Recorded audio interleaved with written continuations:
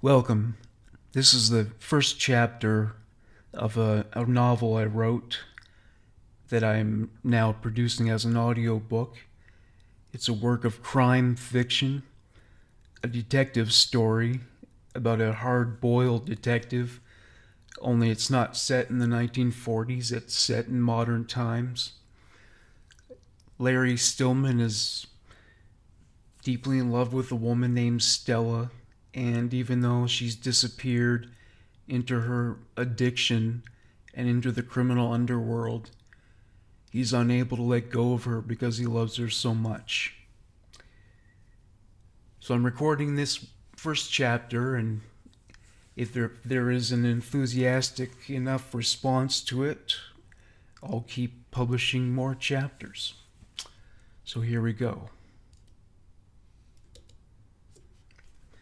Purple Park, Chapter 1. Mick Black from Purple Park. That phrase is tattooed, no, branded onto my brain. Soon you will find out why. Subsequently, you will understand why if you were me. The man, the place, there is an unreality to it. It is so alliterated, it sounds artificial, like something out of comic books and film noir. Unfortunately, Mick Black is all too real.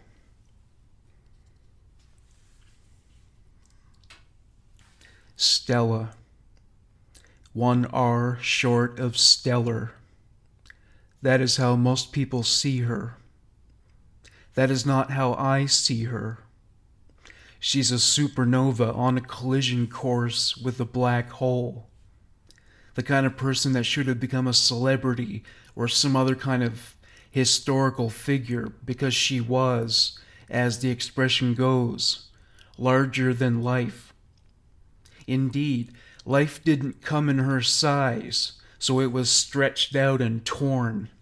It fell to the gutter, a public event that failed to attract publicity.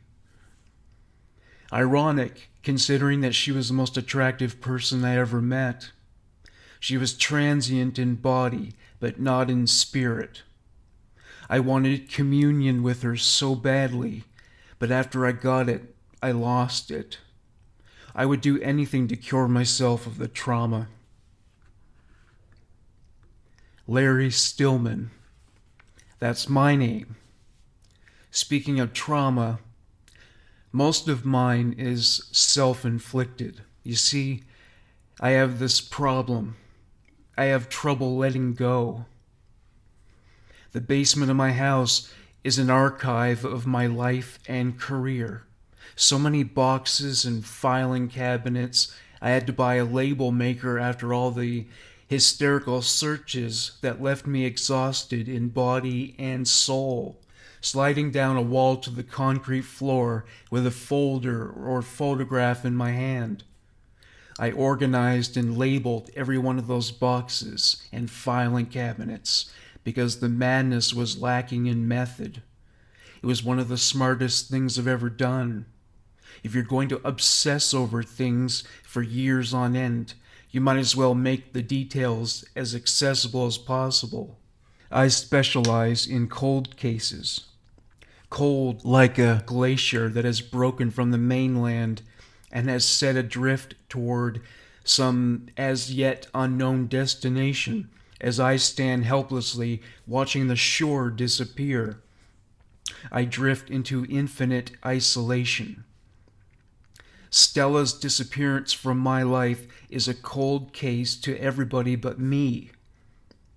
Detective Stillman of the Toronto Police Service pays the bills.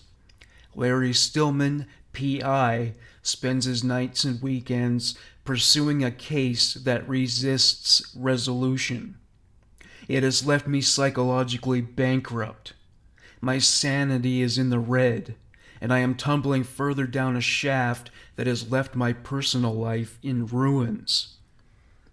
I drink myself to sleep so I can function at work during the week. I live on fast food. I have eliminated all non-essential activities from my life.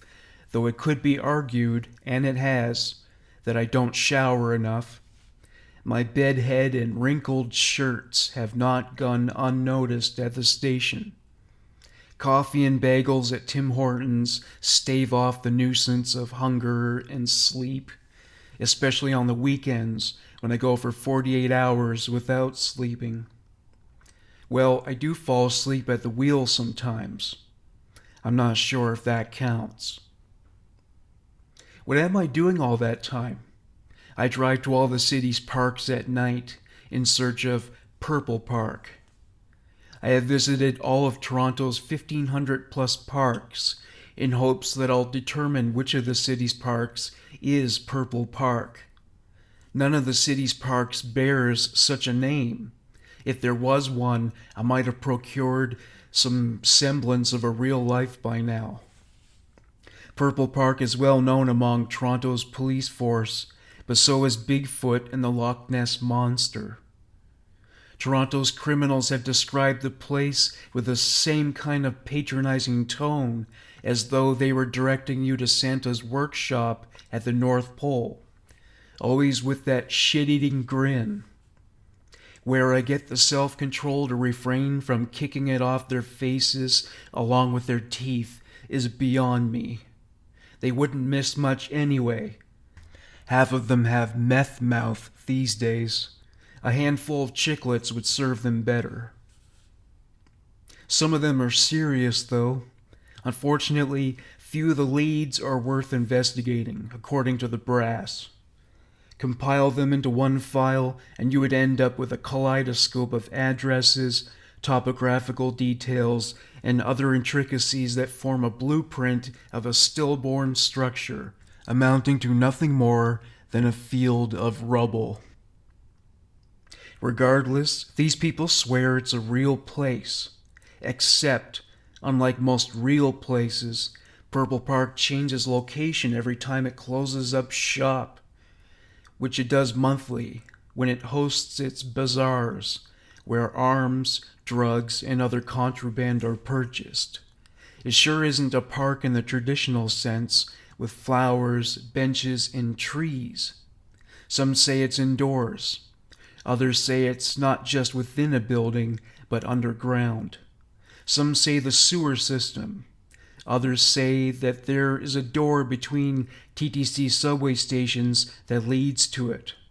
Supposedly, some TTC employee has been corrupted enough to accept bribes, and that only people who know the password will be admitted. Naturally, none of them knows the password. They say it changes all the time. Daily, weekly, monthly, hourly. Nobody knows. They certainly don't want me to know. And yet, there are others who say that it is a park, a city park that is designated on a randomized rotational basis. Only between the hours of midnight and 4 a.m. will you find your contact, who will usher you away to where it is you are going. Now, what would happen once you got to Purple Park?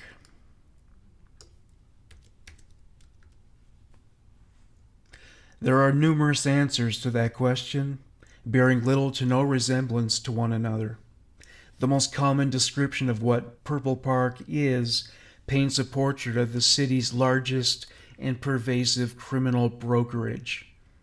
Mick Black, the proprietor of Purple Park, connects one type of criminal to another so that they may buy or sell products and services. I once bribed a meth head with $100 so that he would describe Purple Park. He had once been a maker and distributor of meth until he got high off his supply, so much he lost his capital and made the sad transition from capitalist to consumer. He said that it's always housed inside of some kind of large building, usually warehouses. Somebody who works for Mick Black has a nose for failure. He always manages to find a business that is on the verge of bankruptcy, and he'll promise them a bailout if Mick Black uses their facilities for a limited time. Not always for just one day, but never for more than a week. They never say no. He described the scene as being like a trade show for crime. Everybody is set up at a table, and criminals browse until they find what they are looking for. Purple curtains separated every display, and purple rugs had been rolled out for every visitor to tread upon. Besides the distributors of arms, drugs, and miscellaneous black market items, he also hosts independent contractors like hitmen and hackers. He said the only displays that disturbed him were the human traffickers. There would be rows of chairs divided in two. On one side were laborers. They were immigrants who worked in restaurant kitchens and sweatshops. The traffickers held their immigration papers hostage as the workers toiled in bondage. On the other side were prostitutes. Some of them were immigrants, while others were drug-addicted locals, shifting in their seats and scratching themselves. Some looked underage. They were positively tormented by withdrawal. Common sense would dictate that I shouldn't have listened to him. A junkie will say anything to get a fix. They sure don't mind lying. You don't have to be streetwise to know that. Even in the Neverland of suburbia, people have watched Law and Order enough to know not to trust the word of an addict. Nevertheless, I gave him his money and he ran off. He was no athlete, but he at least deserved the bronze for running a city block for as long as it took me to light a cigarette. It wasn't just common sense telling me to take his word with a grain of salt. I knew what it's like when your entire life is devoted to one thing. Obsession is a freight train. People like us, some would say we should jump from such a train, but we would rather jump out in front of it than watch it pass us by. Death is preferable to me than a life deprived of the only thing for which I live it, Stella. Stella Stillman. There never was a Stella Stillman. I would have had to marry her first. Lord knows I tried.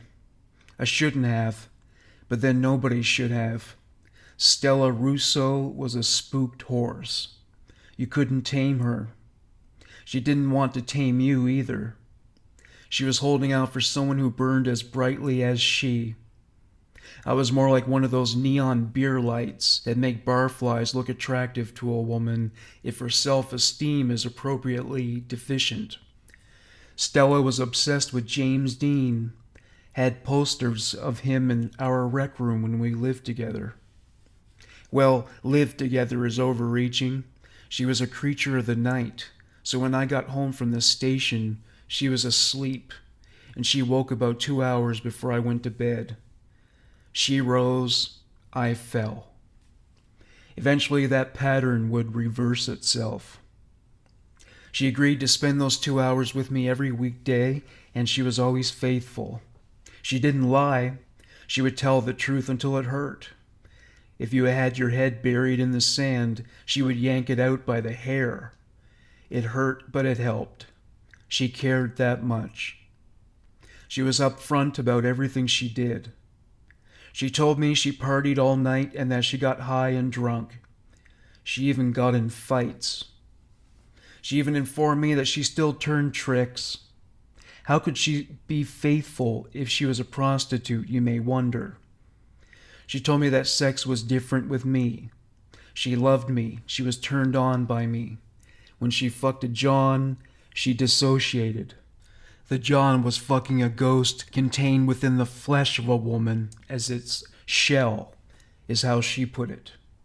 She played a character named Tobermory Jane, a woman who acted like she was aroused.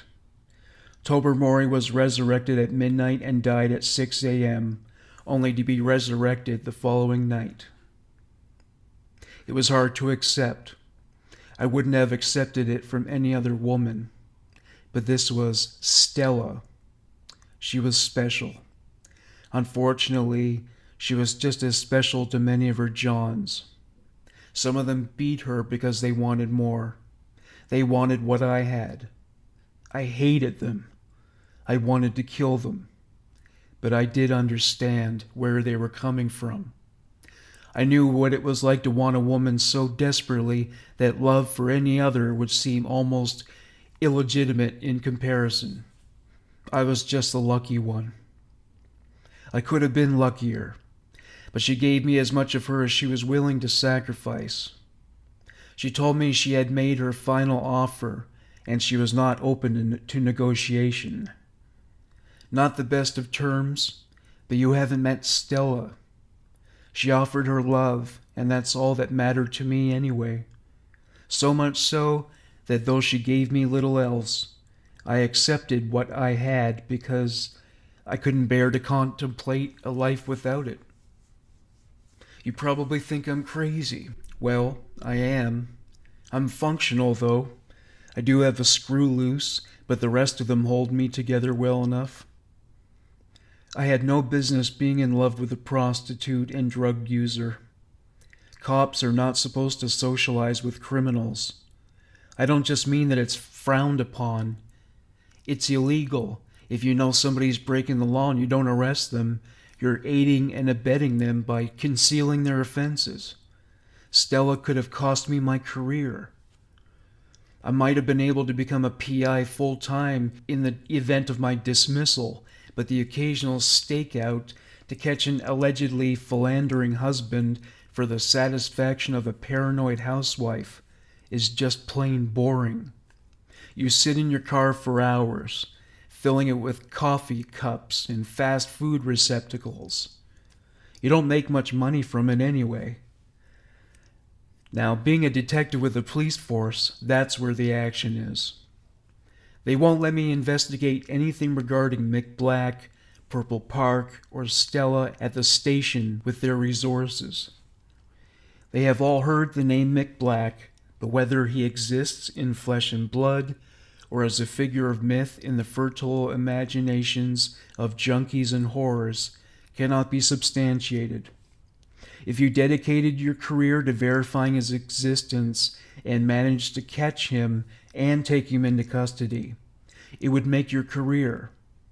It might even make you chief of police. If you didn't succeed, but continue to persist, your credibility as an officer of the law would disintegrate. Such were the stakes of the investigation. He is well known, if not well liked, by the city's junkies. The reason was that he was willing to accept other things besides cash as payment. Sexual favors, contract killings, slavery.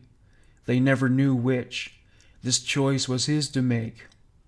He was organized and methodical when it came to his work, but he was whimsical when the occasion called for play. This is when my feverish obsession with Mick Black and my endless pursuit accelerated, driven by an engine accelerated by rage. You see, Mick Black has this fetish. It arose from a genre of pornography called painal, that is, anal sex with real pain. He enjoyed watching women experience real pain during the sexual act. It became his addiction, and just like with any other addiction, enough was never enough, and more led to more. He wasn't interested in BDSM videos because he knew it was either staged or the sub enjoyed what they were subjected to. Mick Black wanted authenticity. Mick Black wanted real pain.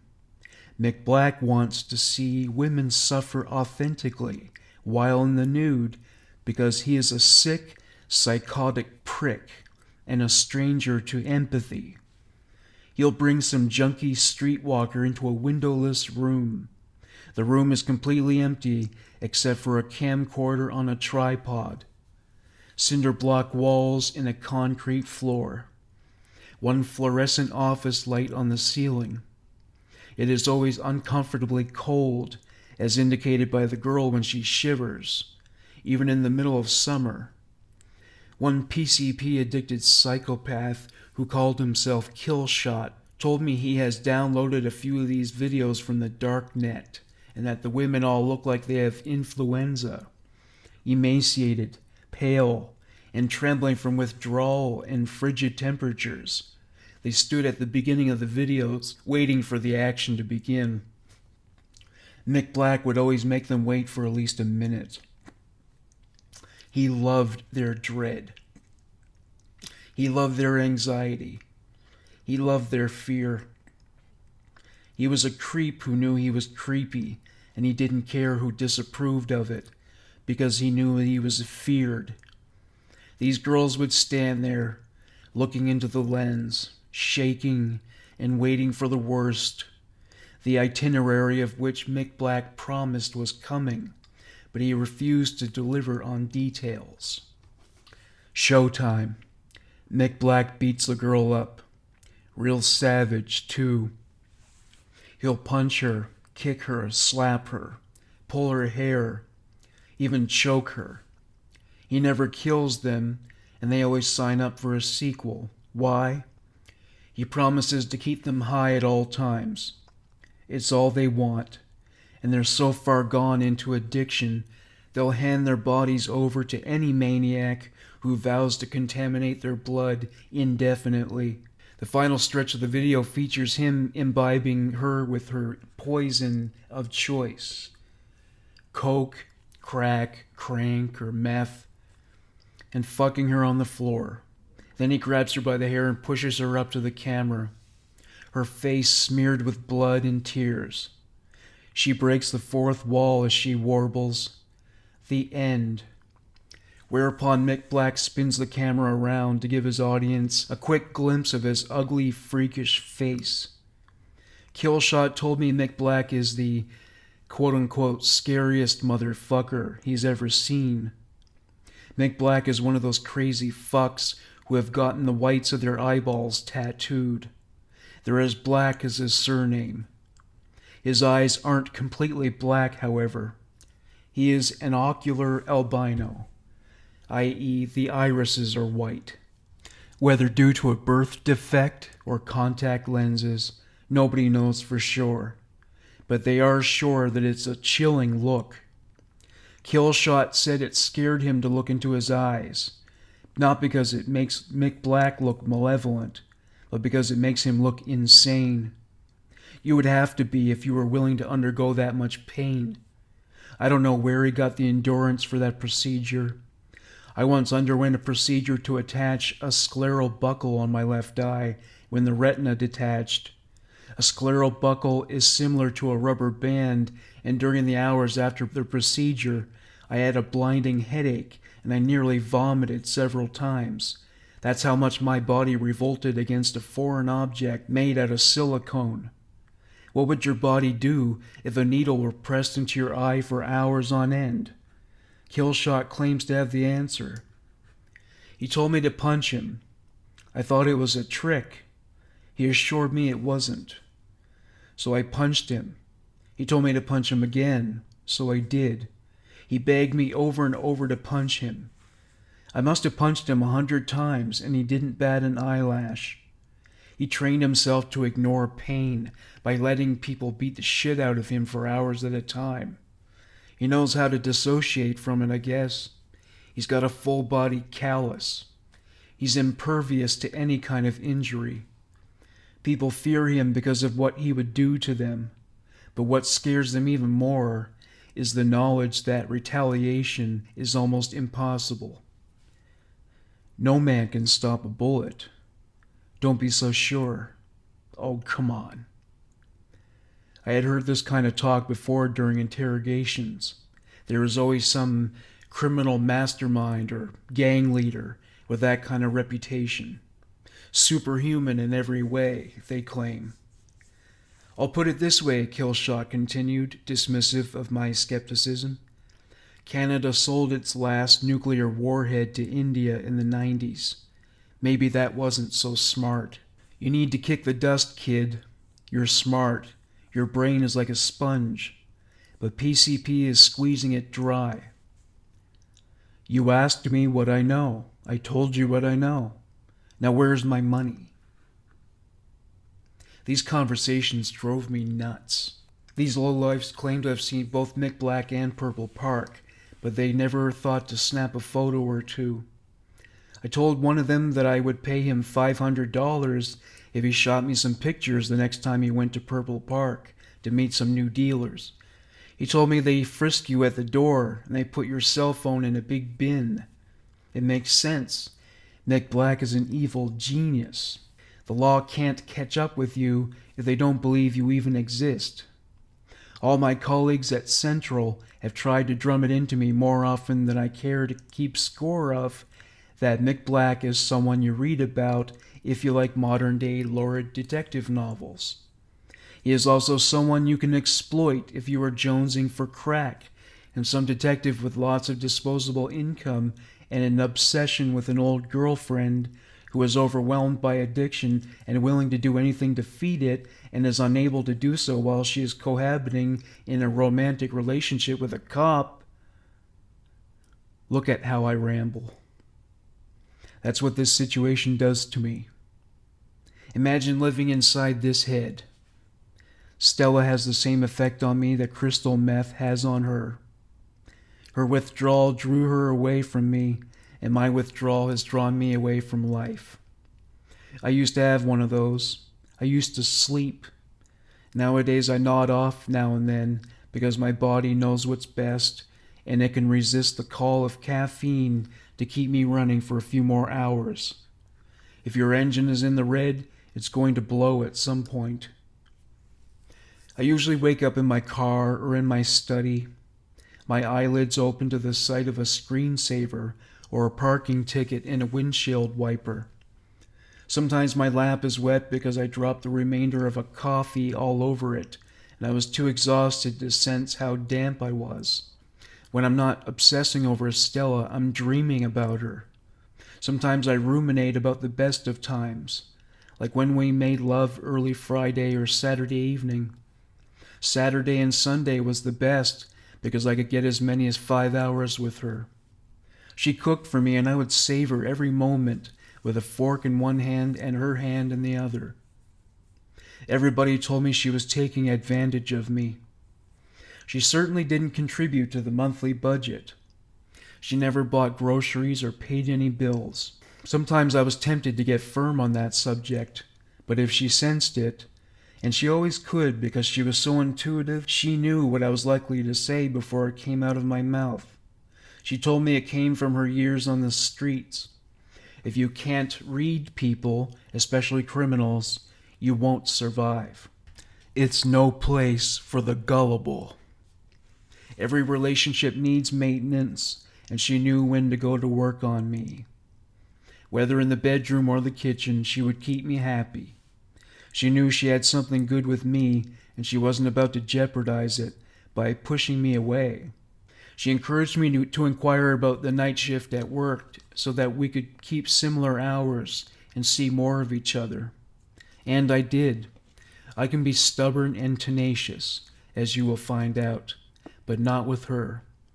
I was inflexible with most people, but she could melt me down. I never stood a chance. Unfortunately, I didn't have the same effect on her.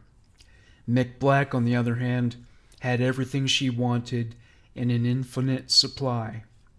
His drugs were what she wanted, and he wanted her as much as I did. I may have given her a proper home and stability and a place to escape the life of addiction, but the problem was she wasn't ready. She didn't want to be ready. You've likely seen lots of tearful junkies on TV who have gone to rehab for the millionth time, and they're trying, but they keep falling off the wagon. Stella was not one of those junkies. She loved being high. I kept telling her that her wattage as a human being was such that her natural high was self-propelling, and that she didn't need chemicals to augment it. She told me I was right, but that she liked taking that feeling to the furthest extreme possible. She wanted to reach the edge between life and death and dangle from the weakest branch until it cracked under threat of dissolution, and then she would crawl back off. Well, not always. She has overdosed plenty of times in pursuit of that agenda. I had never spent more time in hospitals than I had once we were living together. I was always there for her. That was something she could always count on, and it was yet another aspect of our relationship of which she took full advantage. It also didn't hurt that I could flash my badge to a doctor to get her out of the hospital before they could report her substance abuse to a cop who would have booked her. The doctors fully expected me to report the incident and charge her with possession, since she always had a hit or two in her purse. I always buried it. I could have been suspended or lost my badge for that. Other couples became spiritually conjoined. I became surgically grafted. She did not. Crystal meth was her Stella Rousseau. That is why she and Mick Black became joined at the hip. When I was a kid, I spent a lot of time with my grandmother. She lived close to my school and would babysit me until my mother was finished with work and would then pick me up. In the early 80s, my uncle bought my grandmother a VCR, plus a large collection of her favorite old movies. She loved Clark Gable. Her favorite Clark Gable movie was It Happened One Night. She loved that particular film because he appears shirtless in one scene. It was a historical event because no man had ever appeared without a shirt in a movie before. She told me that about 1,000,000 times because she played that movie for me dozens of times, forgetting that I had already seen it. But I didn't mind watching it because I had my own crush from the golden age of Hollywood, his co-star, Claudette Colbert. That movie came out in 1934, and she was very typical of French women in that era. Her pencil-thin eyebrows and Rubenesque figure appealed to me, even at the age of 5. I love classy women, always have.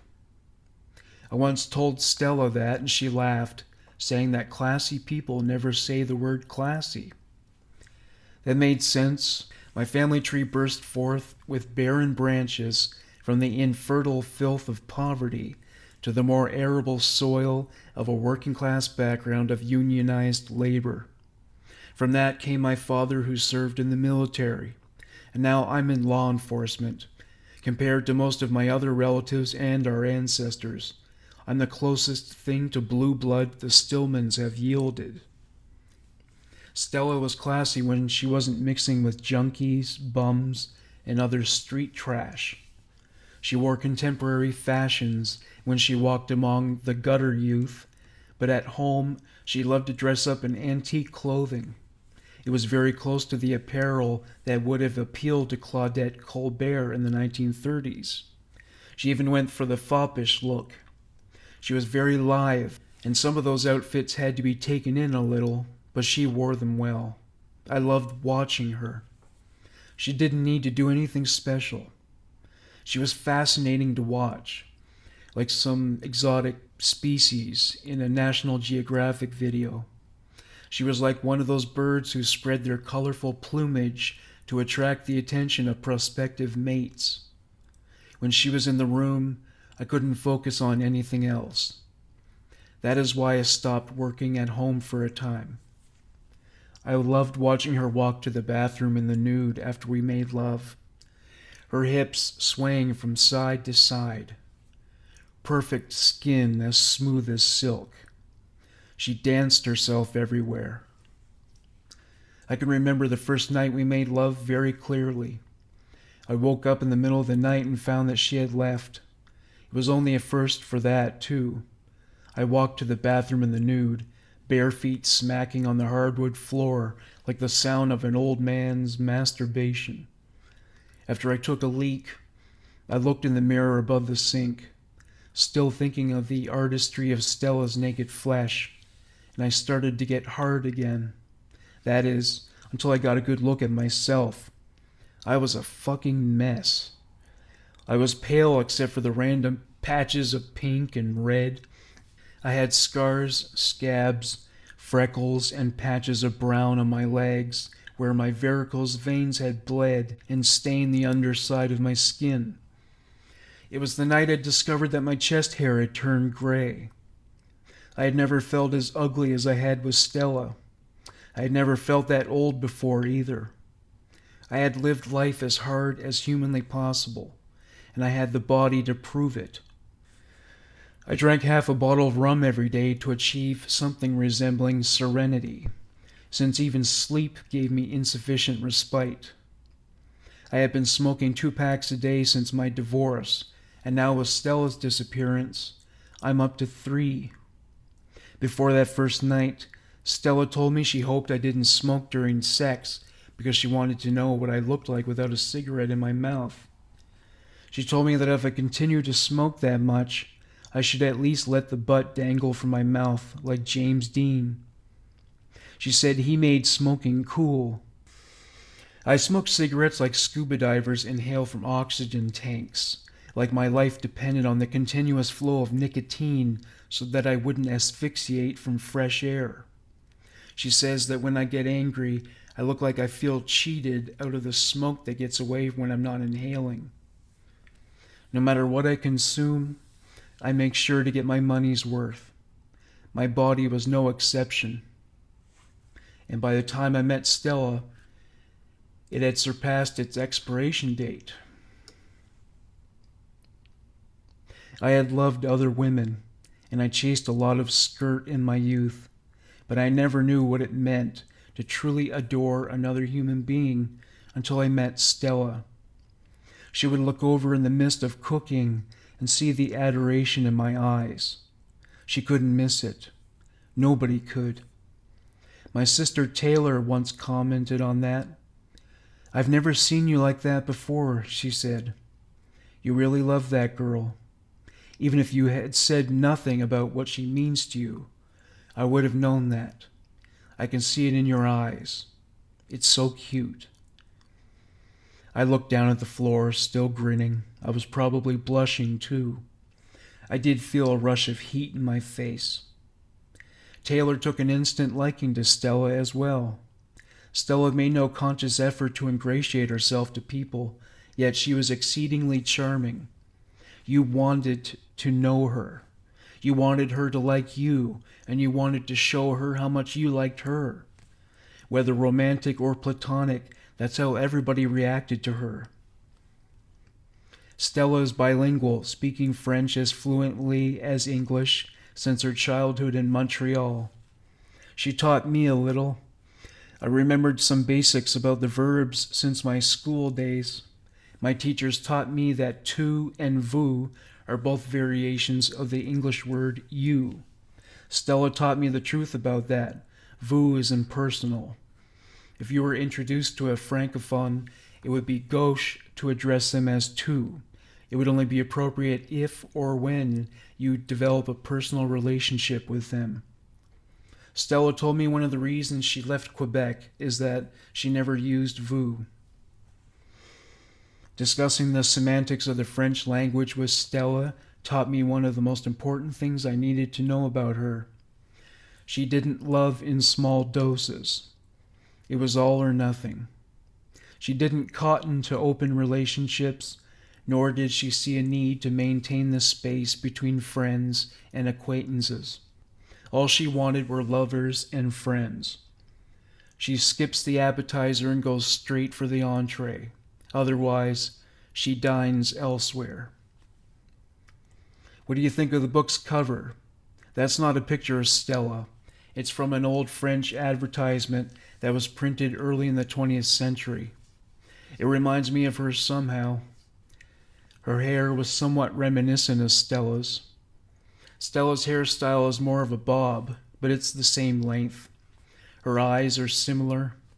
Stella looked like a doll that had come to life. At this point, Mick Black has probably beaten the stuffing out of that doll.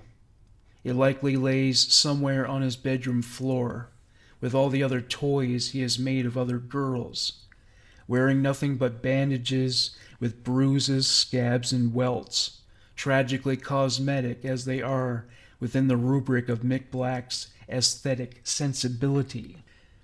The very thought of this made me want to strangle Mick Black and see the look of terror that remains after I choke his body free of breath.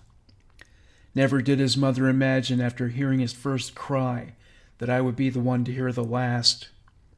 She brought him into this world, and I'm going to take him out. That's how much I love Stella Rousseau. Stella was honest with me about most things, but that didn't stop her from stealing money out of my wallet. She had done it to family and friends. She sold every piece of jewelry that had meant something to her, including family heirlooms that had been passed down through several generations.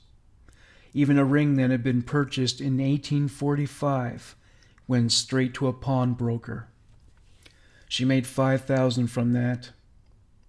She could have made more, she told me, but it would have been a long, involved process contacting endless antique dealers online and in person until she could get the most appropriate offer. Withdrawal wouldn't wait. That's how much Stella loves crystal meth. I feel like I might die if I never get her back. That's the reason she has a chance of surviving her addiction and her stay in Purple Park. Until then, she spends her waking hours in submission at Mick Black's feet. I'm going to be the guy who breaks his legs.